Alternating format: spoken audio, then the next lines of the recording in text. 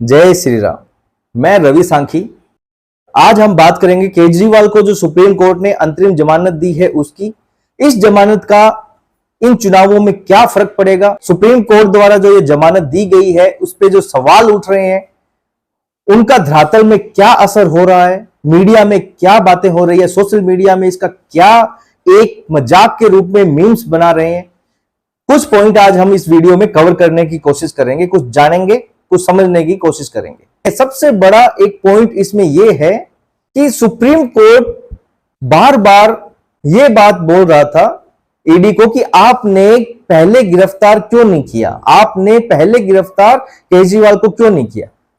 तो इसमें ईडी के तरफ से तर्क वितर्क काफी थे कि हमें पहले सुनना होता है, समझना होता है। और केजरीवाल को उन्होंने पूछा कि आपने जमानत के लिए याचिका क्यों नहीं डाली। आपको बता दूं कि केजरीवाल ने जो अर्जी डाली थी वो जमानत के लिए नहीं डाली थी, वो इसलिए सुनवाई हो रही थी कि मेरी जो गिरफ्तारी हुई है वो गैर कानूनी तरीके से हुई है। उसको चैलेंज किया था ईडी की गिरफ्तारी का। ईडी ने जो गिरफ्तार किया है केजरीवाल को, उसको चैलेंज किया था केजरीवाल ने। पर सुप्रीम कोर्ट द्वारा एक सॉफ्ट कॉर्नर रखते हुए केजरीवाल को यह पूछा गया कि आपने जमानत के लिए याचिका क्यों नहीं डाली। तो इसमें अचंभा भी है। अचंभा मैं इसलिए कह रहा हूं कि केजरीवाल पहले मुख्यमंत्री, पहले पर्सन ऐसे बन गए हैं जो बिना याचिका डाले हुए जिन्हें जमानत मिल गई है। ये पहले पर्सन ऐसे बन गए हैं जो प्रचार करने के लिए, चुनावों का प्रचार करने के लिए जिन्हें जमानत मिल गई है, अंतरिम जमानत मिल गई है। वरना चुनावों में प्रचार के लिए जमानत देना ये कोई सार नहीं है, तथ्य नहीं है। जमानत से पहले हम यदि बात भी करें कि क्या किसी नेता को जो जेल में है उसे प्रचार करने के लिए जमानत मिल सकती है, तो एक सुर में सभी का जवाब होगा नहीं। क्यों? पहला नहीं, दूसरा क्यों? क्यों उसे मिलेगी जमानत? वरना बहुत नेता जेल में रहते हैं जिन्होंने अच्छे लेवल पे जेल काटी है और वो जेल से चुनाव लड़ते हैं और जीतते भी हैं। पर पहली बार केजरीवाल को जमानत मिली है प्रचार करने के लिए। 1 जून तक उन्हें प्रचार करने के लिए जमानत मिली है, 2 जून को उन्हें वापस गिरफ्तारी देनी होगी। सुप्रीम कोर्ट ने एक नजीर पेश की है जिसका प्रभाव दशकों तक रहेगा और इसका एक उदाहरण, 2 उदाहरण एक्चुअल में दिए जाएंगे। पहला उदाहरण जो केजरीवाल जेल में जाने के बाद भी अपनी जिद पर अड़े रहे, उन्होंने मुख्यमंत्री से इस्तीफा नहीं, पद से इस्तीफा नहीं दिया। इसका उदाहरण दशकों तक दिया जाएगा। दूसरा उदाहरण यह दिया जाएगा कि किसी मुख्यमंत्री को, किसी आम आदमी को, किसी पर्सन को, क्यों सुप्रीम कोर्ट की नजर में, कोर्ट की नजर में जो भी अपराधी है वो आम आदमी है, जो भी जेल में है वो आम आदमी है। वो संवैधानिक पद पे चाहे कितना भी बड़ा हो, पर सारे कानून आम आदमी को और वीआईपी को सेम रहते हैं। तो यह भी उदाहरण दिया जाएगा कि प्रचार के लिए केजरीवाल को जमानत दी गई थी सुप्रीम कोर्ट द्वारा। एक थोड़ी सी बात सोचती, ये सब बातें वो है क्योंकि सुप्रीम कोर्ट ने जो फैसला लिया है उसकी अवमानना कोई भी नहीं कर सकता, ना कोई उस पर सवाल उठा सकता है। बस ये मन की बातें हैं, जो ये देश की बातें हैं, ये जनता की बातें हैं। जब हम बैठते हैं लोगों के बीच, ये उनकी और हमारी बातें हैं जो आज शेयर कर रहा हूं, क्योंकि चर्चाओं का विषय धरातल पर लेटेस्ट न्यूज ही रहती है।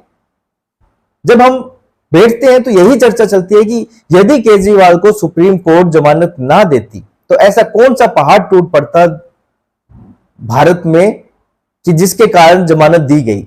यदि जमानत प्रचार करने के लिए ही मिली है तो सत्येंद्र जैन, मनीष सिसोदिया को क्यों नहीं मिला? क्या गलत काम किया है? जितना गलत काम केजरीवाल ने किया है उतना ही उन्होंने किया है। एज पर डिस्कशन बात चल रही है, यहां कोई तथ्य सबूतों पे आधार पे बात नहीं चल रही है। एज पर डिस्कशन बात चल रही है। जो धरातल पे समाज में हम जब बैठते हैं तो डिस्कशन चलता है, वो बातें बता रहा हूं। तो उतना ही उन्होंने किया है तो उन्हें भी मिलनी चाहिए। सोशल मीडिया पे भांति भांति के मीम्स, जोक बनाए जा रहे हैं। जितने भी अपराधी हैं वो सब कह रहे हैं कि हम चुनाव लड़ेंगे, हमें प्रचार के लिए जमानत दी जाए।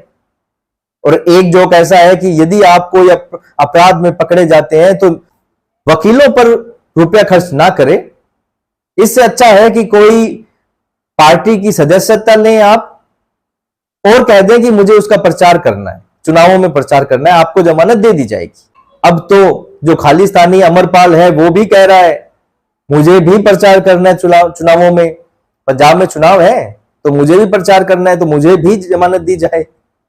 अब ये सिर्फ जोक है, इनका हम रिलेट नहीं कर रहे हैं सुप्रीम कोर्ट ने जो फैसला लिया है वो कैसा है, क्योंकि जो बातें हो रही है हम उसका डिस्कशन कर रहे हैं। अवमानना सुप्रीम कोर्ट की नहीं कर रहे हैं, पर जो बातें हैं वो आपको बता रहा हूं कि क्या बातें आज चल रही है। क्योंकि मुझे नहीं लगता यदि केजरीवाल को जमानत ना भी मिलती तो कोई बहुत बड़ा भूचाल आने वाला था हिंदुस्तान में। पर पहली बार एक ऐसा सॉफ्ट कॉर्नर रखा गया है जो जनता के भी समझ में आता है। एक आम आदमी का और एक मुख्यमंत्री के लिए कहने को संविधान में रूल एक है, कोर्ट में रूल एक है, पर उन्हें ट्रीट अलग अलग तरीके से किया जाता है। और ये हमने केजरीवाल के इस केस में देख ही लिया है कि प्रचार करने के लिए उन्हें जमानत दी गई है। अब हम बात करेंगे केजरीवाल के जो जमानत मिली है उसका इन चुनावों पर क्या असर पड़ेगा। कल से केजरीवाल निकल पड़ेंगे अपने हथियार लेके। हथियार का मतलब अभिप्राय है जो जनता को कल से बताया जाएगा कि इस तानाशाही बीजेपी सरकार ने मेरे साथ क्या क्या किया है, आपके बेटे के साथ में, आपके लाडले के साथ में क्या क्या किया है। कल से एक इमोशनल कार्ड खेला जाएगा।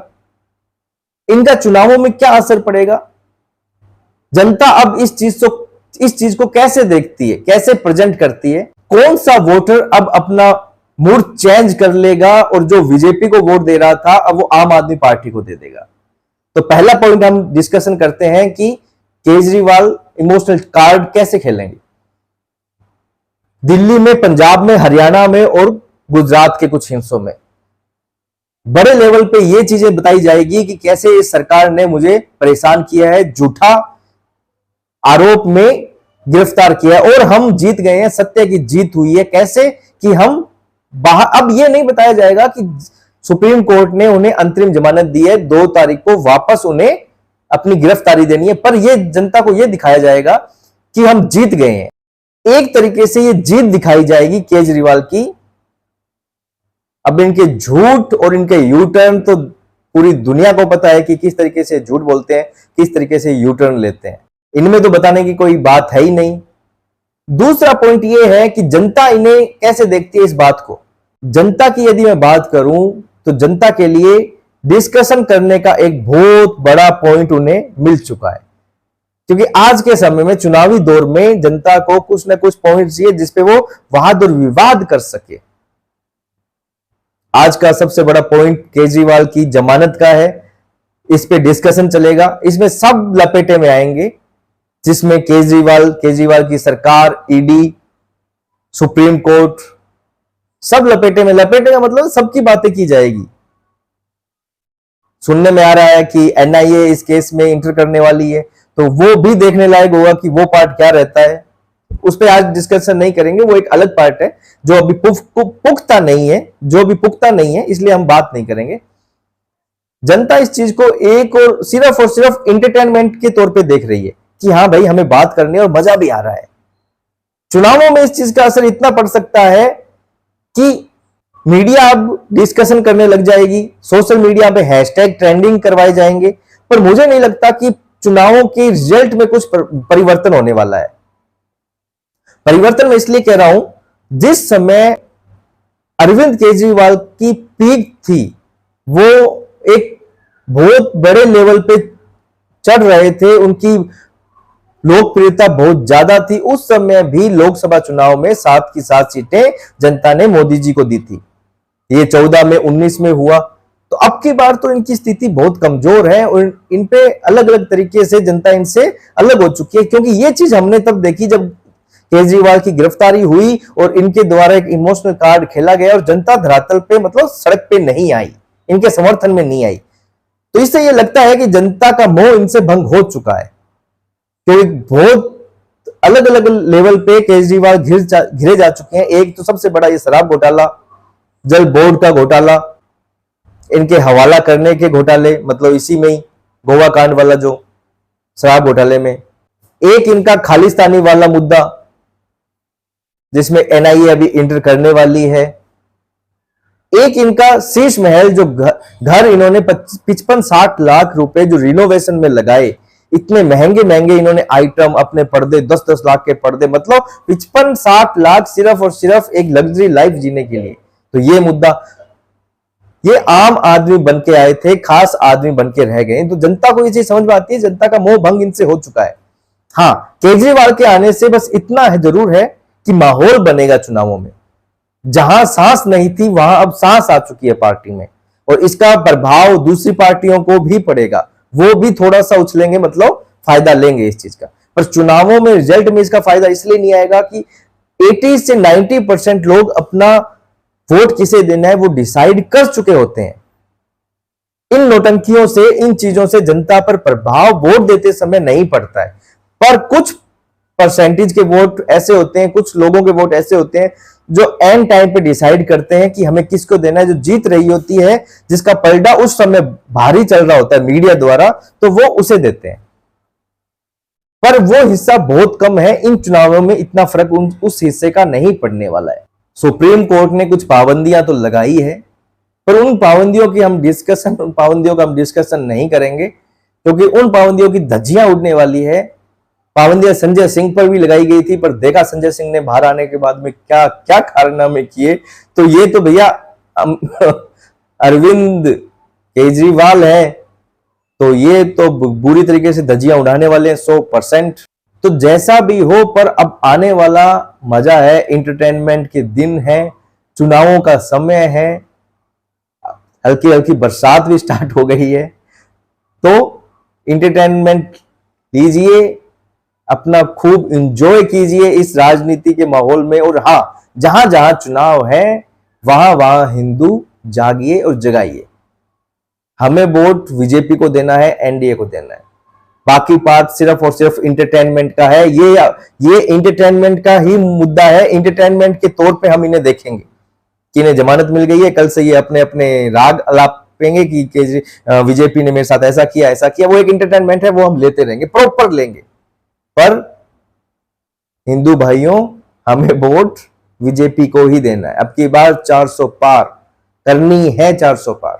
मोदी जी जो बड़े बड़े डिसीजन ले पा रहे हैं, वो जनता के समर्थन से ले पा रहे हैं। मैं हर वीडियो में अंतिम में ये बात बोलता हूं, तो आज फिर बोलूंगा, मोदी जी जो बड़े बड़े डिसीजन ले पा रहे हैं, जनता के भरोसे से ले पा रहे हैं।